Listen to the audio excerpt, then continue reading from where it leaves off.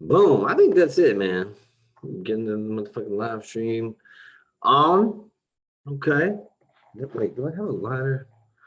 Oh my God, we do. Oh Lord. Oh Lord, we don't, man. I thought I had. Oh yeah, we do. Oh hey, hey now. What's up with y'all, man? What y'all done did? It's your boy Leo Savage, and welcome to another adventure of Flow the Fuck Down. Now, it appears that there are many different flow the fuck downs currently going on. And so if you're confused by that, it's okay. It's a super confusing time. I, at times, don't even know, well, what I'm doing. So, can I get a hallelujah for all of us out there who don't know what the fuck is going on right now? Hallelujah. Okay. Hey, let me just throw this up here and we are we're live. All right. So hey, yeah, there are a lot of, let's just get down to it. There's a lot of still makes flow stuff happening. There's a lot of flow the fuck down happening. You know what? If I don't get this goddamn plug,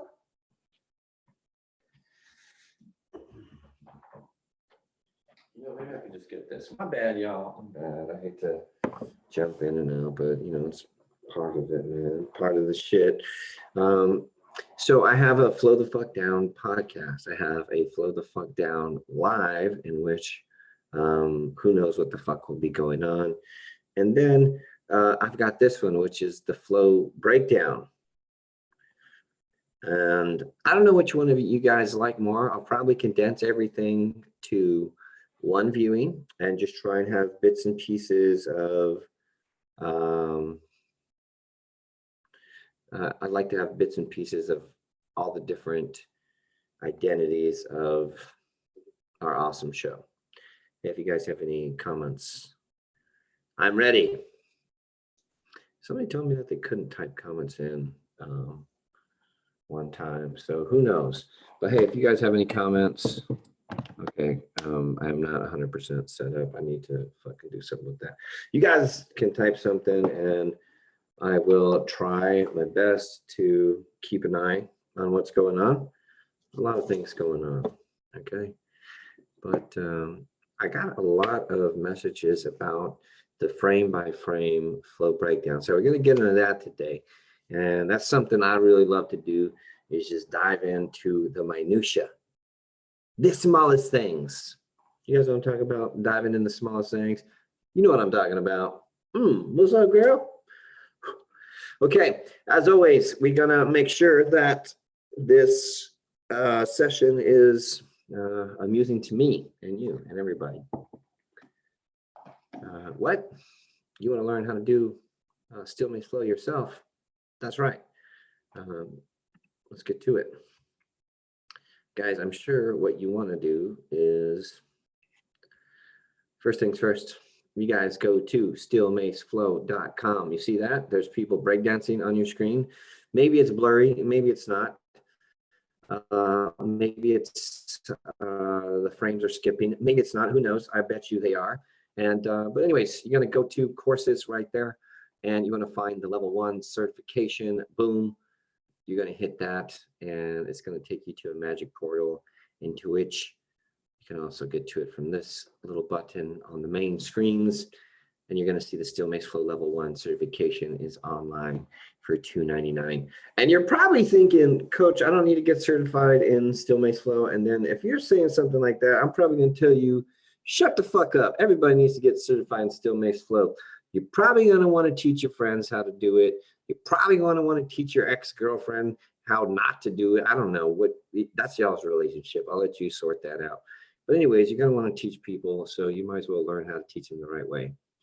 Not only that, this course, although we don't emphasize it, has a ton of workouts, a ton of homework. So not only are you going to get in shape and you're going to look sexy, and everybody, when you get out of quarantine, is going to want to know what your Tinder account is. You're going to go through your PDF, all that stuff. And I mean, I haven't even opened this up in a while, but listen, you're going to get through all this stuff. There's some readings, there's some talkings about the stuff. There's some pictures of some people, and man, there's a bunch of homework, and I don't know how to get out of the PDF. Do you guys know how to get out of the PDF? I might have, look, I probably pressed the wrong motherfucker. Anyways, guys, you guys can go to steelmaceflow.com and start learning your shit today. But today is not about that. Today is about breaking down flows. And today's on the flows, we're going to have special guests. We're going to break down special flow guests today. Our special flow guest is none other than myself. Yeah, that's me. You probably can't tell it's me because at that time, I used to have a hairier face and head.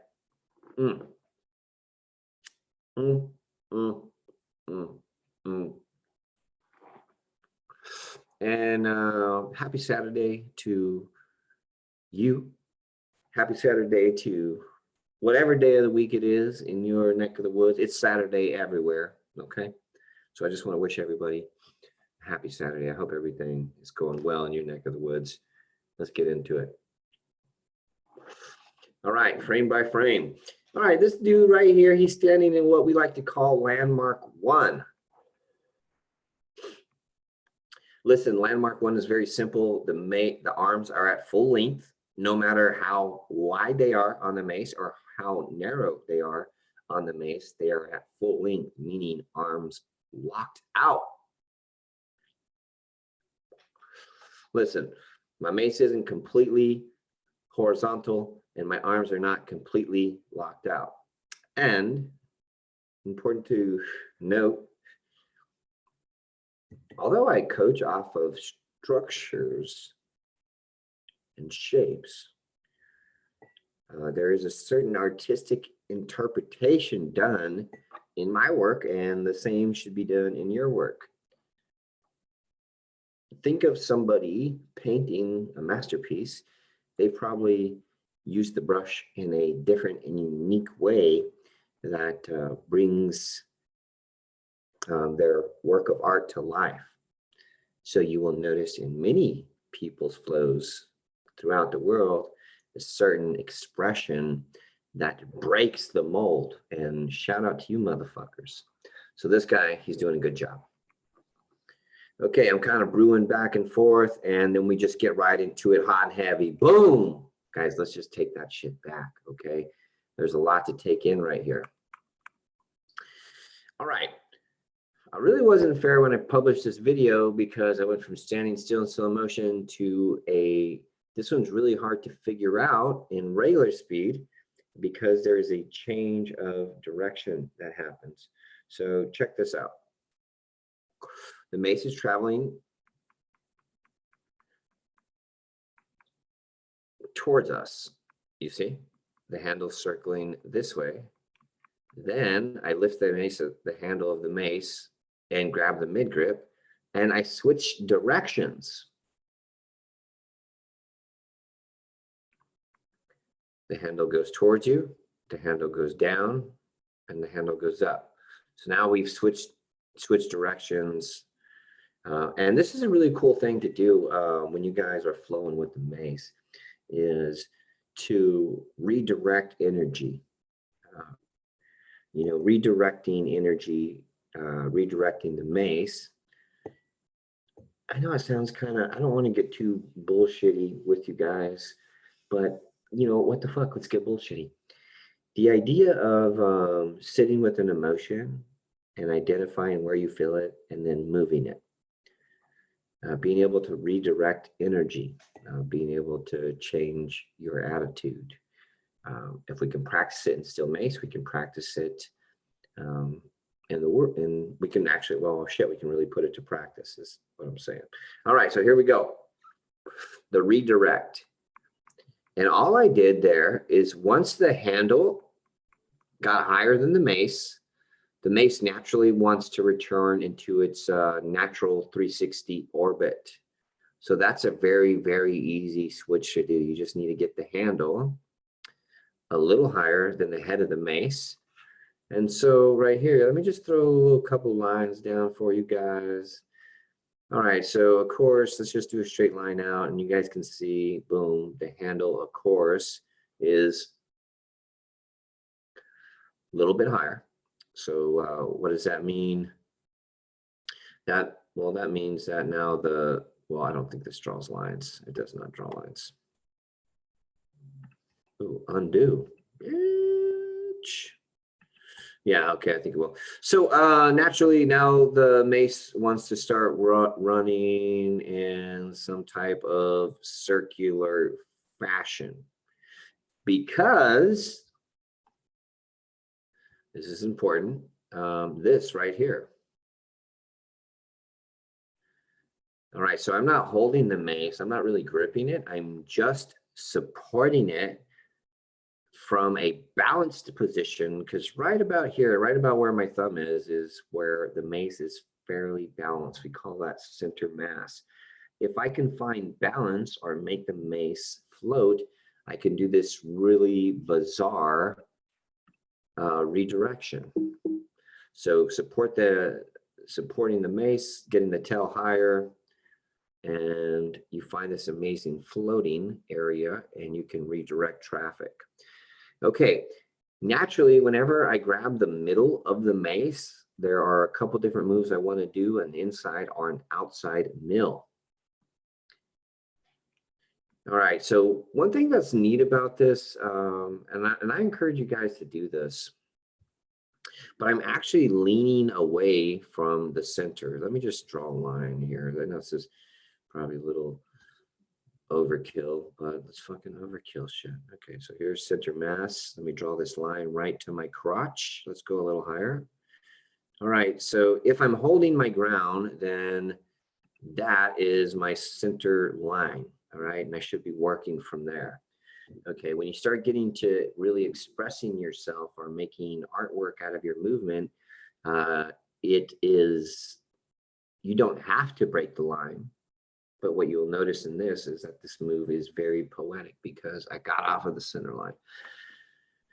All right, so boom, we start leaning away from the weight. And so my left leg, I am starting to lock out or more or less push my toes into the floor, which is pushing me over. I'm not doing like a lateral flexion necessarily of the spine. I've rotated my chest to 45 degrees. My shoulder is not necessarily in front of me. My shoulder is on the side, but I have rotated my chest so it seems like it is in the front. All right, so from here,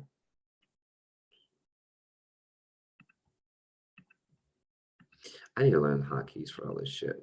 Yeah, so from here, I take all the slack out of the line and create a straight line. So you'll notice now that from shoulder all the way into my fingertip, I've got this straight line. So there's no slack. And what that does is, one, it helps keep me free of injury. There's no like sudden drop and snap. Not to say that my body can't absorb that, but it is a graceful deceleration. So I create this straight line, which helps me identify what's going on with the mace. And you'll start to notice I start taking back that center line. And because so much momentum has been carried over. Why? Because if I lean away, all the energy wants to go one way. And so I just let it build momentum.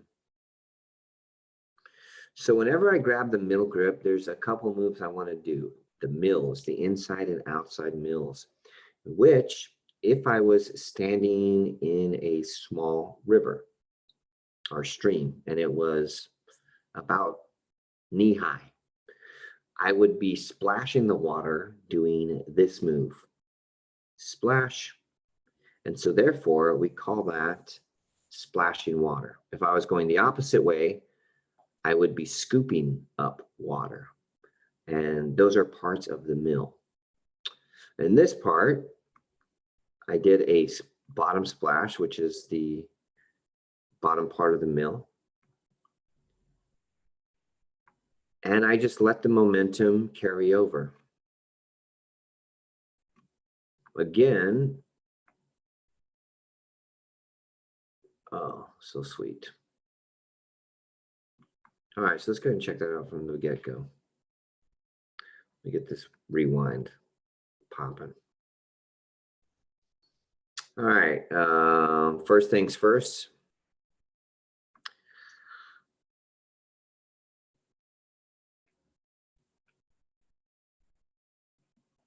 That move is extremely easy to do. We call this particular catch a couple different things. One, we call it a coin flip. I hope that makes sense for you. It's like flipping a coin. Also, we call it a sword catch. A sword catch is where you take the mace, you throw it, and you catch it by the head, like how you would hold a sword.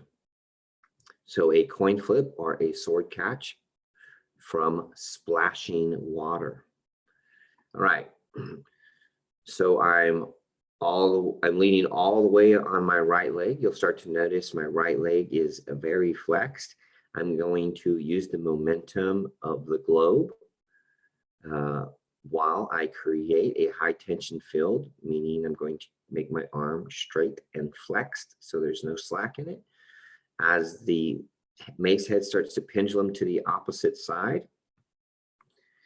I redirect my energy to the opposite side, and you'll notice my heel is off the floor. I have pressed all that stored energy and shifted my hips all the way to the side. So there's a little push when the mace goes by. Push.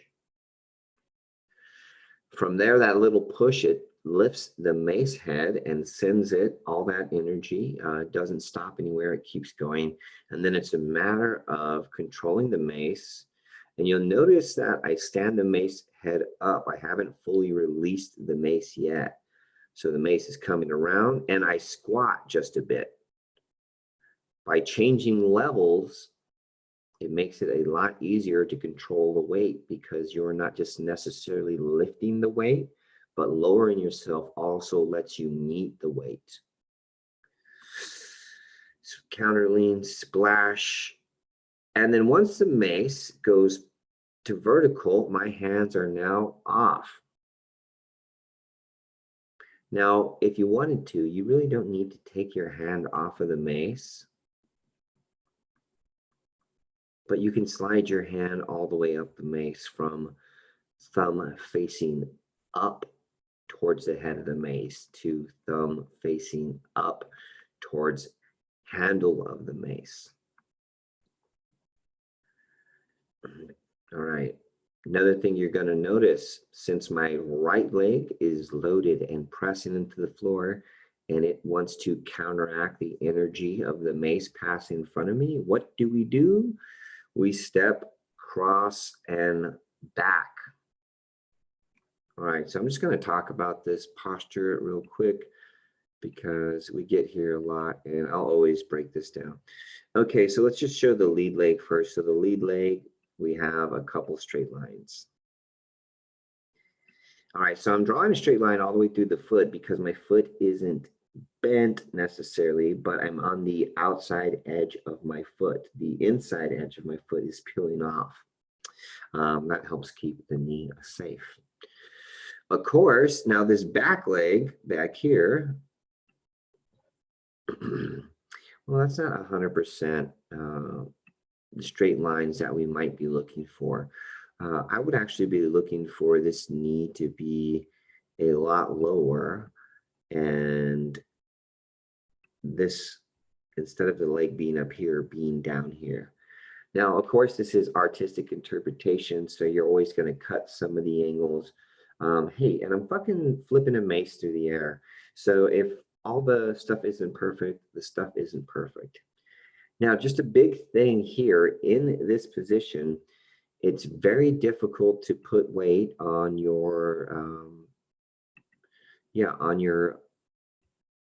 oh, you can change colors. It's very difficult to put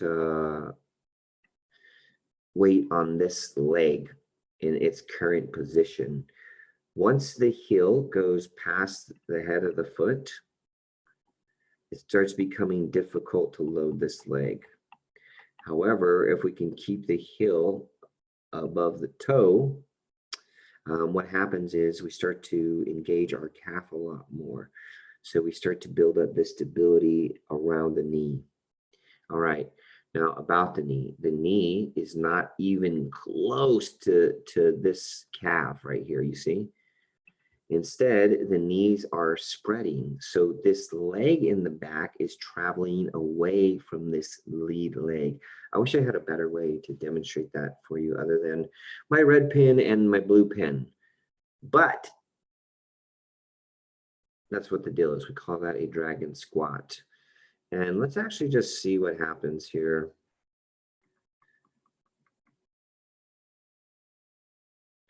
All right, so anyways, we max out this leg, this ankle, and we get it into a point where it has to press, and then we shoot out of there. I thought we might need these symbols just for a second longer, but it doesn't appear so. Right on. Okay, let me go and get rid of this stuff. Yes, my drawings have disappeared.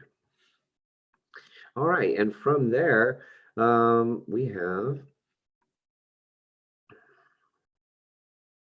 All right, so there's a certain stop of momentum right here when I catch the mace. By catching the head of the mace, you absorb the energy of the mace. And the mace really wants to stop spinning at this point. It really does. But since we're so wound up in the lower body, this lower half wants to uncoil. What does that mean? It means you want to stand up. This left leg here, it's all cramped up into a ball. It wants to push, it wants to get out of there.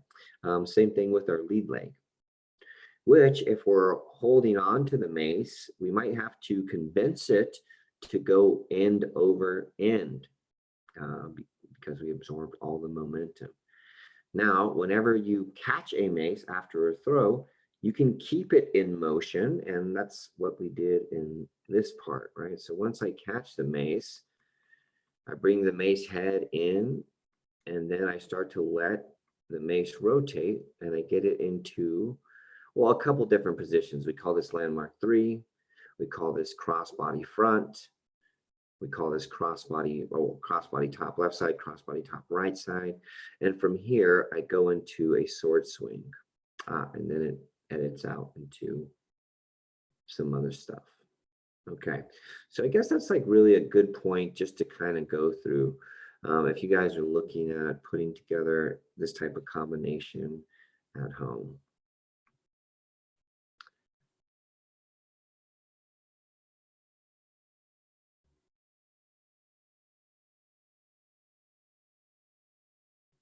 All right, let's just kind of look at what else is going on in this video.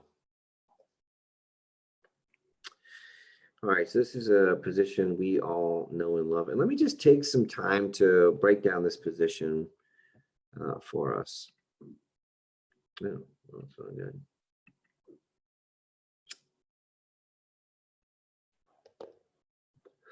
All right, basic stuff. Let's just break down all of the straight lines, okay? Now, in a perfect world, the base of our foot will match our ankle. So there should be, of course, a straight line or stack there. You can see my knee is a little bit further than my ankle, and that's cool. As long as my heel's not lifting up off the floor, I'm probably pretty good there. From there, of course, knee runs into the hip. Right underneath my knee is my hip. A lot of times in a lunge, this leg might look something like this. There might be an angle there. We don't want that angle. From there, running straight back, of course, is the ankle. And so you've got a 90-degree box here, and then you've got a 90-degree box here. And we've called those 90-90 lunges. It's a little bit different. Why would you want to lunge in this particular position? Well, just for fun's sake, if you are in this lunge, it is hard to hit yourself in the thigh if you're doing a 360.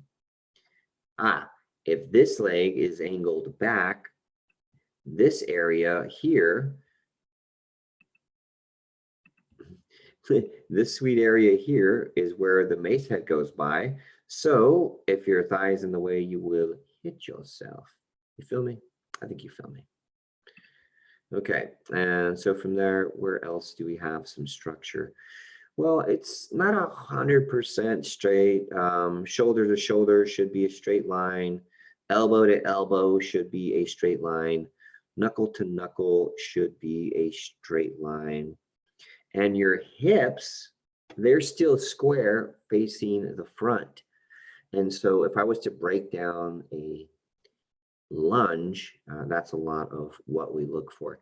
And then we prioritize the spine, well, for a bunch of different reasons, but really the mace will reach out and touch you like a AT&T commercial.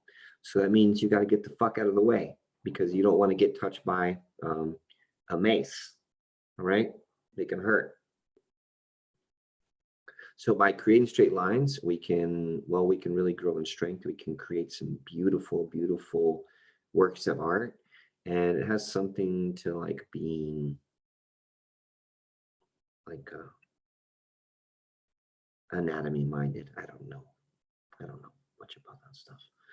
But anyhow, the spine is coiling, it is rotating, but we are aiming to create a complete vertical line from the crown of the head into the knee. Okay, hey, my shit's not perfect. Can you believe that, guys? I don't know if this is accurate. This might have been photoshopped. All right, anyways, starting out in our lunge position, and let's just frame by frame this and see what happens. Or as I like to say, what had happened.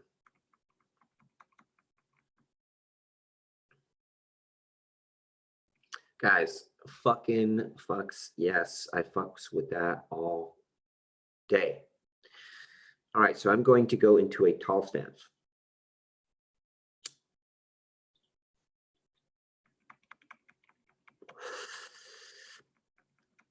I go into crossbody top, and I just bring my knee up. By getting the head of the mace back here behind me, because remember, all my energy, I was over here. I was somewhere in front of this Austin logo. So by me shooting up into this tall stance and me putting a little bit of the weight behind me, that helps me find a little bit of balance. I actually felt so much there, I just kind of hung out. All right, now this is fucking some voodoo shit. From here, I put the mace into my chest. It starts to touch me. And then from there, the mace is now lying on my, well, I guess my chest and my traps. And I sneak the mace around me. Crossbody top. Push the handle behind me.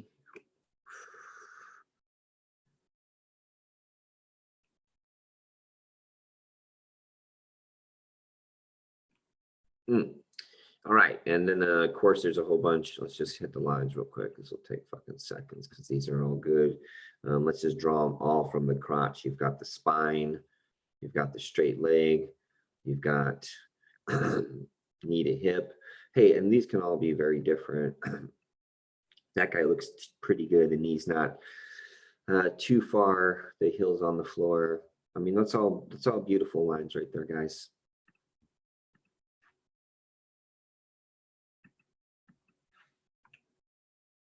Let me rewind that one more time.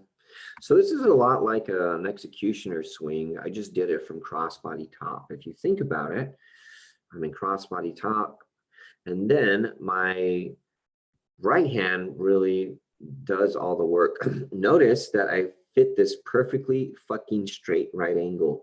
From knuckle to elbow, everything straight. There's not a bend in the wrist. From there, I put the ball, the globe, in the crest of my back.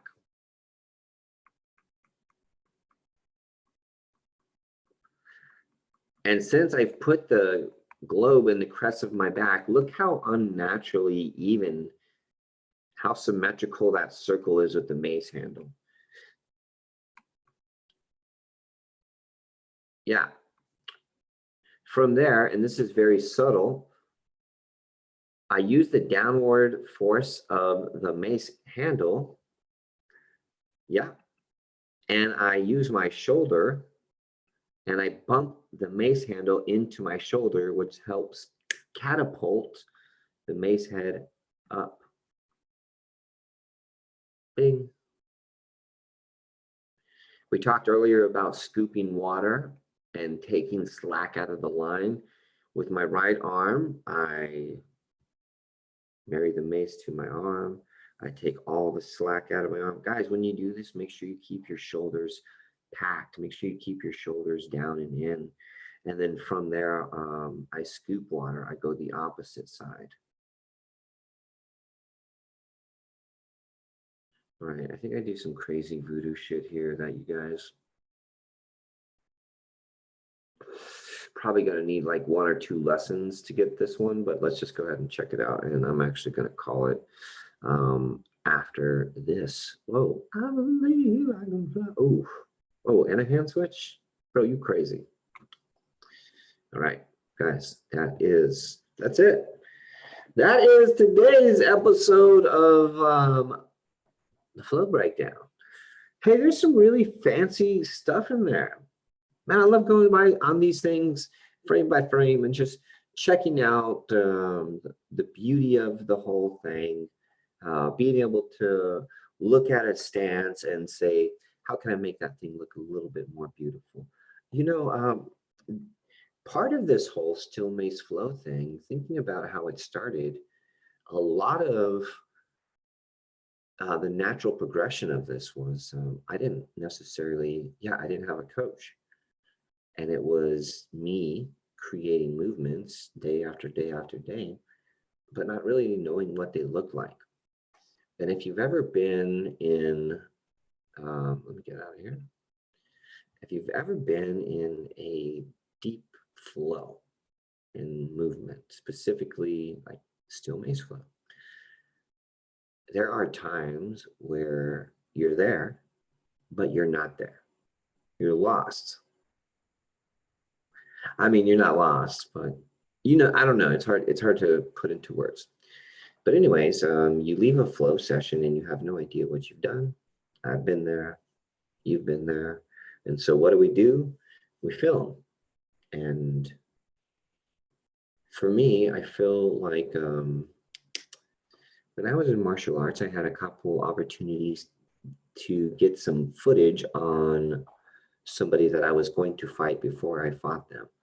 And I would just study their movement and just try and figure out as much as I could about it. And so I would do the same thing, and I carried that over into this practice, filming what I was doing and then breaking it down.